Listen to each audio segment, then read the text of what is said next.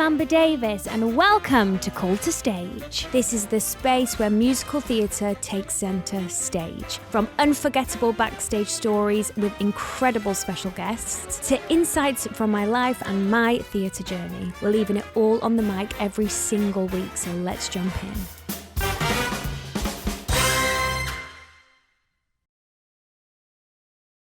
Hi guys, welcome back to Call to Stage with me, Amber Davies. Now, I have an Olivier nominee and a WhatsOnStage Award winner sitting next to me. He is the man who has not stopped and I don't think ever will. It's the fabulous Charlie Stemp. Hey mate, how are you? Hi, darling. I feel like I've been hounding you for like the past 6 months. Oh, it's been quite nice though. You always feel bad when you get people and you're really excited about something. Like, yeah. I remember when you messaged me. I remember we voice noted, didn't we? And I remember just being like, I want to make this work so much. But I think at the time I was just about to climb a mountain. Right. And then I was going straight into rehearsals and then kind of, you know what it's like. I got you at a busy time. Yeah. I got you at a busy time. But I remember looking at my phone, it was like Charlie Stemp has voice noted you. And I was thinking, I want to screenshot that. Screenshot that and put it onto my wallpaper. And it was me first thing in the morning. I was like, you're getting the first words of my day. Yes, you did. Mate? How are you? You did say that. You did say that. Now, I say this one question to every single guest to get it going. It can be any role you've ever played, but what is your pre-show ritual? That's a really good question. I think, because I thought about this when I was having a listen to some of your other podcasts, and I think it changes for me. Like every show, I will always do something different because, you know, you do it. But if it's one specific show, I think the one that kind of springs to mind most of all would probably be something like Half A Sixpence. Was always really fun because you put on, it was the first time that I'd ever been given 2 microphones. Okay. So normally you get 1 microphone and the sound department are always just about, well, normally when you're hired as a dancer anyway, so for the start of my career I was always hired as a dancer. You normally get someone that comes around the sound department and they're like, they don't really care because they know they're not going to put your microphone. Should I take you up? Anyway, yeah, do you want me to take you up? They'll kind of do this with your hair a little bit, rough it up a little bit. And then when you have 2 microphones, suddenly it's like a surgical procedure. They're like, you know, and they'll be like, oh, can you just push that a little bit forward for me there? And at the back, they'll be like, oh, I'm just going to redo that for the 5th time. Yeah. And I remember just being like, this is so interesting. Like, okay, yeah, sure. Well, you know, and they tape away. And so I think probably that would definitely be Half A Sixpence because then you end up spending a really nice bit of time with the sound department, which is always really lovely because it means you get to really chat to people a bit more. And that's that's one of the upsides, I think, to having your own dressing room and having a bit more responsibility is actually you get time to just chat to certain people and different people from different departments, which has always been lovely for me. So pre-show ritual, have a good natter with the sound department. Hell yeah. And just for our listeners, so what Charlie was explaining there, when you're part of the principal roles, you get 2 mics just in case one drops out, one breaks, they immediately have a backup so it doesn't cause any interference with the show. What's the most amount of microphones you've ever worn? 2. 2. How many of you? 5. You're kidding me? Yeah. Because we had, one was a tracker. So we had 2 microphones on Mary Poppins. We had the tracker. Yeah. And then I had 2 microphones for my taps. That is absolutely... Oh, actually, no, 3. Sorry, I had one in my hat. Yeah, that's what I was about to say. I bet you had one for hats. But where is the weirdest place you've kept a mic? Actually, don't tell me. Well, I'm always fascinated by girls wearing them in their wigs. Mine's a wig. Yeah, it's always in your wig. And you can always kind of tell, you're always like, the back of your head looks quite big today. You're like, oh, it's because you got a microphone on your head. I think for me, for Poppins, we had them up by my chest. Yeah. So they would be literally under my armpits. So I'd sweat mics out all the time. Would you? Yeah, Would you? Fuming. So when you go and watch a performance, you know, on tour, in town, wherever, it would be, you know, try and wonder where those mics are placed. And if they're naked, just don't ask. It's so funny because I feel like throughout the year of having my wigs in my wig, my neck is like starting to just drift back naturally and I'm getting this like double chin. That is the worst, isn't it, when it gets caught when your mic... So for those who don't know, you'll have a wire that will go up to your neck and you'll have like mic tape on, and the worst thing that will happen is when the wire gets too tight and you'll just slowly start looking up, and you can't look down because it's just pulling on the back of your hairs. So you're essentially just performing to the lights at this point, aren't you? There's nothing you can do. And you have to do just a cheeky pull. Yeah, you have to pretend you've got like an X on the back of your neck or something and just give it a pull. Oh, I love that. I'm literally obsessed. The worst. Now, you're a little fit Laine Theatre Arts boy, aren't you? When you walked in, I thought, yeah, definitely a Laine. Here he is. What constitutes a Laine for someone who hasn't gone to Laine for you? I would say you're kind of the ones that you will watch in an audition room. Oh, that's nice. For me personally, like obviously every musical theatre school has a rival musical theatre school. And personally for Erdang, back in my day anyway, it was the Lainies that you look out for. I do feel like it's probably the same for every... Yeah, I think every college will always kind of have one. I think... You're the elite. Well, that's very nice of you to say. I think one of the things that kind of definitely stands Laine out is... we will do really well at being presentable. So every time we went into college, you had to be smart casual. Okay. From second year onwards, you had to be smart casual anytime you came in the building, unless you were going to do a dance class, and then you had to have all of your dance wear on. Miss Laine was very clear on what she wanted the girls to wear with their makeup. When she had audition class, it was coral lipstick was always the one, which I was never a fan of coral lipstick. Even the word coral, I think, does not scream nice coral lipstick, is 2001. Yeah, but it's Miss Laine's favourite, so all the girls had to buy coral lipstick. It was part of the uniform. Okay. So you kind of always grow up with this sense of you have to be very, very presentable. And I think as time goes on, there is always an argument to be like, maybe that's a bit unfair because then it makes the girls have to spend considerable more money than the boys because, you know, when you're in a show, you will get your makeup paid for. Yeah. Some shows. But when you're at college, like, that's really expensive. Really expensive. It's really expensive, especially if you're doing that every day in every class. Yeah. But I think the positive sides of that is you have those, you know, as you said, these things that people remember Lainies for. And then I think another thing that we always used to get, which was always really funny, was the rumours that people have about Laine were always hilarious. Rumourgate. Absolute we love rumourgate. it. And people like come up to me when I'd be in my second year at college being like, is it true that Miss Laine checks your meals before you eat them? You're like, no. I feel like I heard that. One girl did get told off for going to McDonald's when I was at college. And I was like, oh no, because I'd been to McDonald's 4 times a week already. And I was the only like, thing you could afford as a student. yeah, literally was getting I don't know if I can say this. It was a McGangbang. I don't think we can say that. Maybe not. Basically, that's staying in. Yeah, staying in. Great. It's a burger that is, if you buy a Big Mac and then in between the 2 pieces of meat of a Big Mac, you put a chicken sandwich. And it was like £3. Was that your fuel for £2.50. ballet? Yeah, that was my before and after ballet treat. Yeah, a McGangbang. That's so funny. But yeah, massive rumourgate for Big Laine. old Rumourgate, yeah. But did you enjoy it? Did you love college? How did you take college? I was really fortunate, I think, in all departments for me. So before I went to college, I didn't really have many friends. I wasn't someone that had socialized massively because I'd just been to dance class all the time. Whereas I had lots of people who I danced with. I didn't do the competitions. So a lot of people that do dance competitions that listen to this will understand that it's like a family. Yeah. And people who I've spoke to do that. And the dance schools that I went to weren't particularly very close to my house. So it was a case of like, get in the car, go to the class, leave straight away. And when you were dancing, the only time you would ever get to talk was when you were doing corner work for me. And really, you weren't allowed to talk then? And you weren't really allowed to talk then. Yeah. Me and my little jazz flares at 16, living my best life with my massive afro curly hair. Yeah. Your little jazz soul. The jazz soul. Doing your strike runs. Or your blocks, the jazz blocks. God. Or your thongs. Yeah, the thongs. Your foot thongs. I've hurt my foot today. Can I wear the thongs, please? Yeah, of course you can.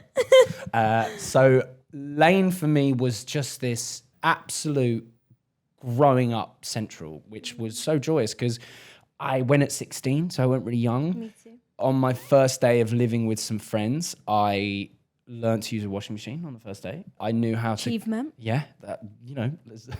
Win's a win. Done me in good stead as well. And then I learned to make spaghetti bolognese and chili con carne, and those are the meals I kind of had. Really? And then from a professional point of view, I was kind of not used very much in my first year. I think I was kind of being told you're just quite young. We need to put some muscle on you. We need to get you working your technique a little bit more. And most importantly was my concentration levels, which were just terrible. Really? Yeah. I've never been diagnosed with ADHD, but every person I speak to who knows me will always be like, well, yeah. Traits. Yeah, that's exactly what I say. Traits. I say I have ADHD traits. And tendencies, Yeah. So I think concentration at that point in my life was a real big one. So when it got to second year, it was completely different, and I was a lot more focused. I'd been told off a lot, so I knew what to do, what was right and what was wrong. That was always very helpful for me. And yeah, it kind of just took off from there. So from second year, we have the summer show, which is kind of like, end of year. And you want to be in as many pieces as you can. And I remember being in quite a few pieces, and my agent, who I'm now with, who I've been with for years, Bert, he saw me in the show, and I got an agent from doing Half A Sixpence, which is hilarious. I did Half A Sixpence at college. Yeah. He saw that and then wanted to put me on the books. So as soon as I left college, I had an agent, which was the next year. So Bert, big boy. Big boy. Big boy. Lovely Yergi. So yeah, it was wonderful for me. I got a group of friends for the first time. I really found myself. I made so many mistakes. And I think that's what people don't talk about enough. And I think that makes me very sad about when I go into colleges now is so many people are so afraid of making mistakes. But where else can you do it if not at college? You are resonating to me because my favourite quote is, without mistakes, you'll never learn. Yeah. Mistakes are there to be made. Absolutely. Yeah. I genuinely think that. Yeah, I did too. And especially going at 16, I made so many things where you look back and you go, what an idiot. Yeah. What an absolute What a idiot. fool I was. What a fool. One of the things, like, for example, was I just would talk back and just be like, well, why am I doing this? Like, this is so silly. Like, Did you have a bit of an attitude, Oh, Mr. hell Charlie yeah. Stemp? Click. Absolutely. Well, I say attitude. It was more just that. Teenage attitude. Yeah, definitely that. You were young. And rebelling because I felt that I was the bee's knees. And I think that's something that was really important, was for someone, Miss Laine particularly, to just go, however good you think you are, I promise you it's not good enough to have an attitude. So you need to fix this. So at one point, we were doing like a tap class, and Miss Laine was making us all do a tap, and I just put my hands up and went, Miss Laine, in all honesty, what West End show is going to ask me to do a tap, like make up a tap routine in front of them that I'm going to do? And she just went, okay, right, well, everybody has to learn, the whole college now have to learn a tap routine that they have to make up. They have to make up a tap routine and do it and perform it in front of Charlie. He has to judge all of these tap classes, and there was 100 people, and I had to do it. And that was like Miss Laine being like, even if you think you're wrong, you will have points in this industry where you know something is wrong, and you will know this, Amber, where you just go, this isn't going to work. I know it's not going to work, but you can't be the person to voice that because it's not your job. No. If it's your job to voice something, voice it. If it's not, you need to keep quiet and let the people whose job it is figure it out for themselves. Oh my gosh, a lot of growth for you and Laine. Big time. My Big goodness gracious me.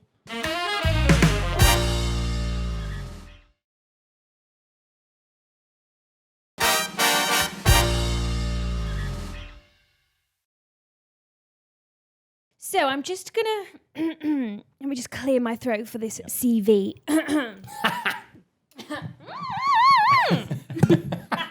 Good job, nice. Surprised it's there today, actually.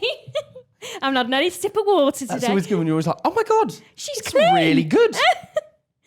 Okay, I'm just going to name a few, and then I'm going to pick out some moments in his career to talk about. But we've got West End debut in A Wicked the Musical. So started off very small. Very just, Monkey number 3. Yeah. What? Eddie, Mamma Mia International Tour, Arthur Kipps. Yeah.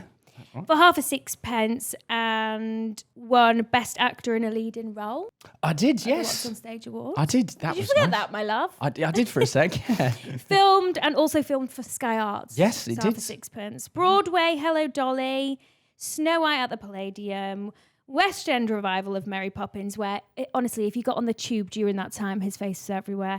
Crazy for You. Yeah. Currently in Kiss Me Kate. So let's digress. Shall we start with Half A Sixpence? Yeah. I feel like when I kind of was reading up, because obviously I've always known of you, and I love when I get guests on because I dive into their career.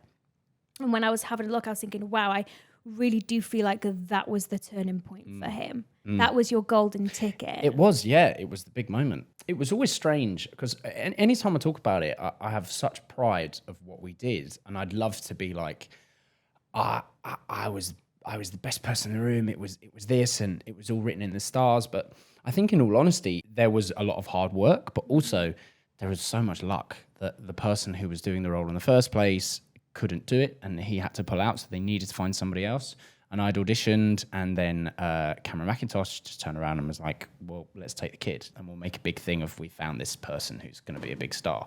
So if it wasn't for Cameron Mackintosh, I definitely wouldn't be sat here for sure.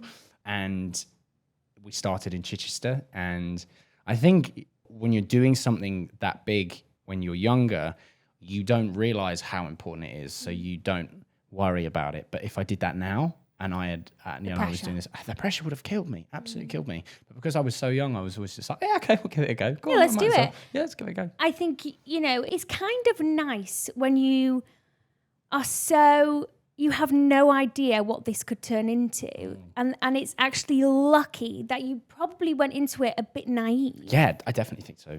With no expectations. When you have no expectations, you can never be disappointed. Yeah, absolutely. So, and do you know what is so interesting? Because Half A Sixpence was one of my first auditions out of college. No way. Yes.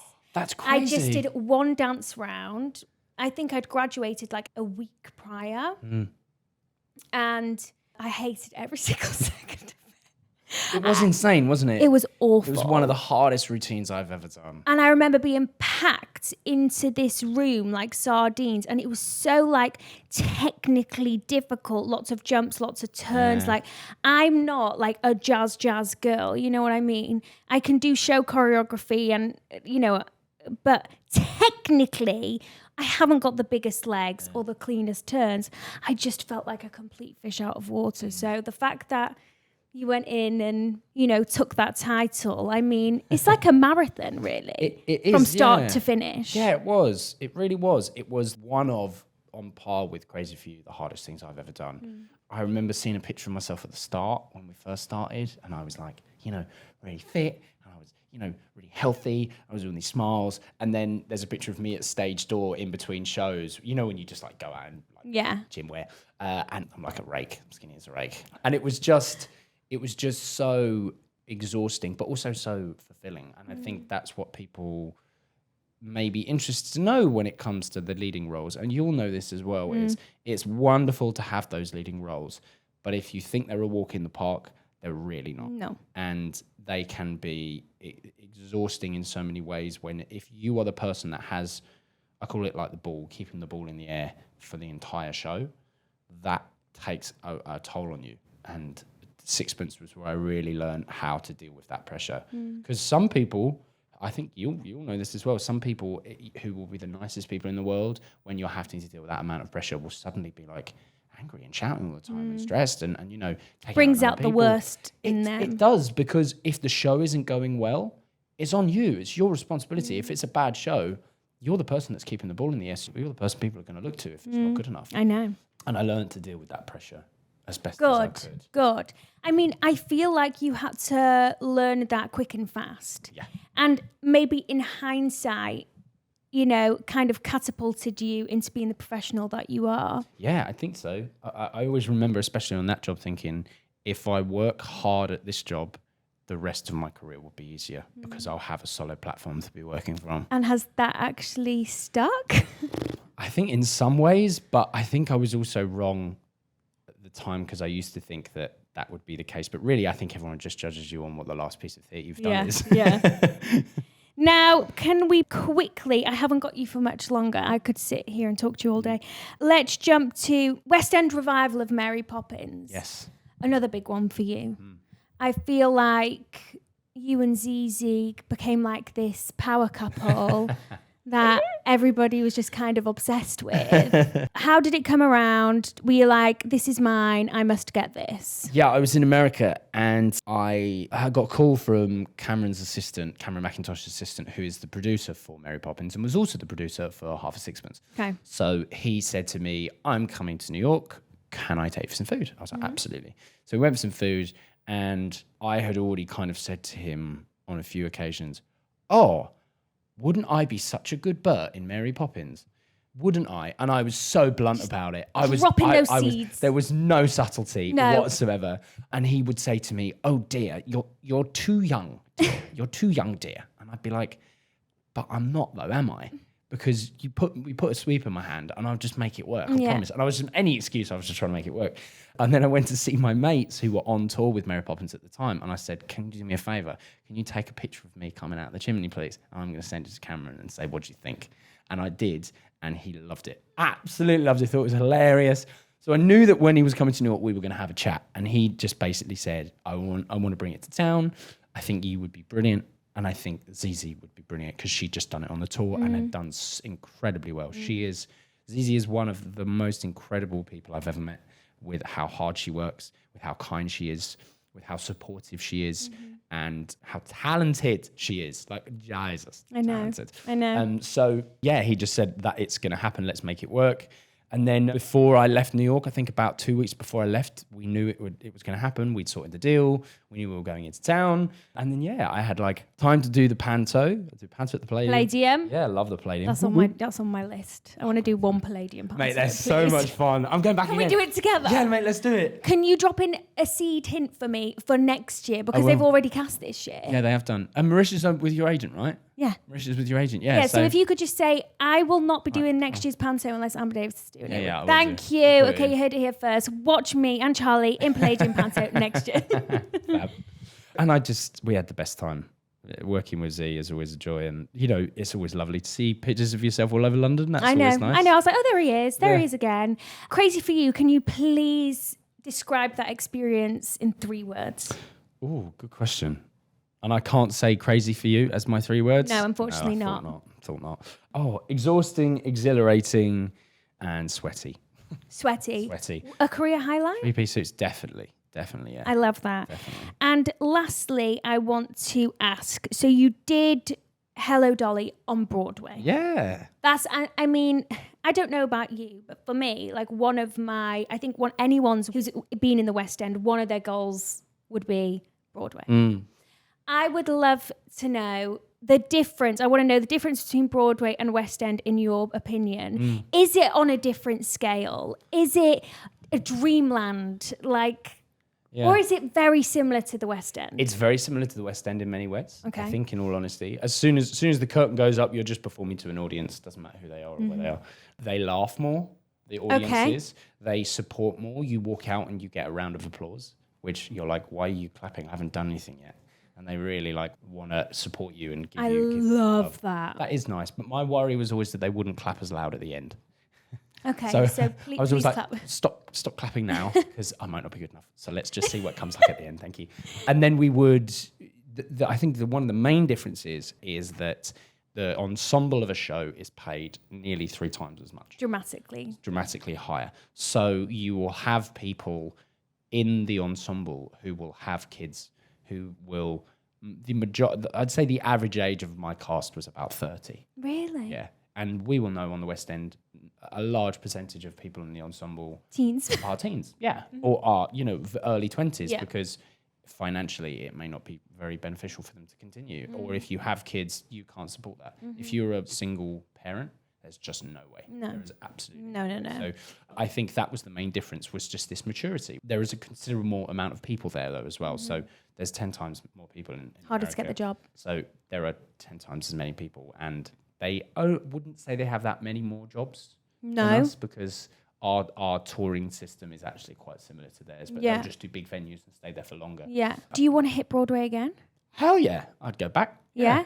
Broadway. I wouldn't live in Manhattan, though. No, Manhattan. I've just come back from there. Yeah. It's nice, isn't it? It's nice. It's a lot. It's a lot. Yeah, it's a lot. Well, did you find yourself lonely there? Yes, I did. Yeah, I found myself lonely. At points. I mean, I had mates come stay every week, which was great. So Okay, I fair say I was enough. lonely. I had friends and family come stay all the time, and I had a little pull-out bed for people. But I think the main thing was that of an evening when you want to go out and have a drink, which I think the West End would do, we'd be like, let's go have a drink. We'll have a quick drink. Yeah. That isn't their culture. No, it's not. It's not their culture to go for a drink. So I was always like, let's go for a beer. And then everyone's like, oh, sorry, not. So I got families to go home I've got to. families They're to- commuting. Exactly, families to go home to. Yeah. And then the only other thing that I found was that you want to speak to your family then of an evening, but because of the time difference, everyone's asleep. So I took up a few things of an evening that was good fun. They PG? Yeah. Most of them. No, I did, yes. I found a 24-hour gym, which was always cool. Wow. So I actually did my workouts of an evening, which, Okay. it sounds quite boring, but it was always really nice. And I loved the the night mental walk. health. I loved the nighttime walk. Really? In Manhattan? Yeah, I mean, I was on a nice bit. I was 42nd and 11th. It was Oh, always, okay. And it was. I always felt very safe in my Amazing. area. But yeah, I loved So it. can I just ask, Broadway or West End? West End, no question. Okay. No question. I love that so much. And then just finally, before you leave, I just have one more question to ask you. Yes. Will you follow me back on Instagram? Oh, I'm so sorry. I get this all the time. I am so bad at Instagram, mate. Honestly, I'm so terrible. bad at Instagram. I'm terrible. That's fine, but you literally You have will. 12 hours to follow me back, otherwise I'm unfollowing you. I'm doing it right now. Do you know how bad I am at Instagram? I delete it every time I use it. What? I delete the app. Because otherwise I'll just be on You it all just day. cannot connect to it. I can't spend 3 hours of my day looking at videos of people gardening. Because I will, and I have done. Well, I just want to say this has been an incredible, successful ep. Charlie now follows me on Instagram. This has been an absolute... He Done. follows me! It's done. There you go. I am But now if there's part- not good content, you're not staying. So I'm just Damn saying, it. you've got to keep it up. Okay, yeah? okay, I promise you. Okay. But thank you so much. You've been an absolute joy. Anytime, pal. Thanks, Rob. Thanks for listening.